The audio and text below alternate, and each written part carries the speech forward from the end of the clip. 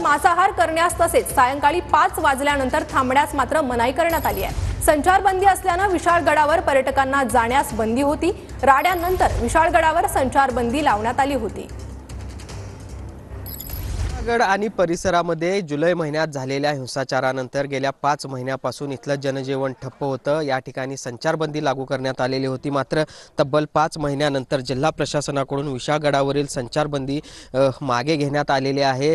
31 जानेवारीपर्यंत अटी शर्ती घालून ही सगळी संचारबंदी मागे घेण्यात आलेली आहे। त्यामुळे आता विशाळगडावर जाण्यासाठी पर्यटक त्याचबरोबर भाविकांचा देखील मार्ग मोकळा झालेला आहे आणि त्यामुळे आपण आता बघू शकतो कशा पद्धतीने विशाळगडाच्या पायथ्याची ही सगळी परिस्थिती आपल्याला पाहायला मिळते। विशाळगडाच्या पायथ्याला मोठा पोलीस बंदोबस्त आहे तो ठेवण्यात आलेला आहे। विशाळगडावर जी काही लोक जाणार आहेत त्यांच्या कागदपत्रांची पाहणी आहे ती केली जाते। कोणत्या कामासाठी हे सगळे जण गडावर जाणार आहेत याची देखील माहिती आहे ती घेतली जाते। त्याच्या संपूर्ण नोंदी आहेत त्या ठेवल्या जात आहेत। पहिलाच दिवस आहे, तुलनेने पर्यटक किंवा भाविक थोडेसे कमी आहेत। कामाच्या निमित्ताने येणारे लोक जे आहेत विशाळगडावर जाण्यासाठी त्यांची संख्या आज मोठ्या प्रमाणावर पाहायला मिळते आणि त्यामुळे एकूणच या संचारबंदी काहीशी बागे घेतल्यामुळे इथल्या व्यावसायिक त्याचबरोबर स्थानिकांना देखील मोठा दिलासा मिळाला आहे। सुनील काटकर, भूषण पाटील, TV9 मराठी, विशाळगड, कोल्हापूर।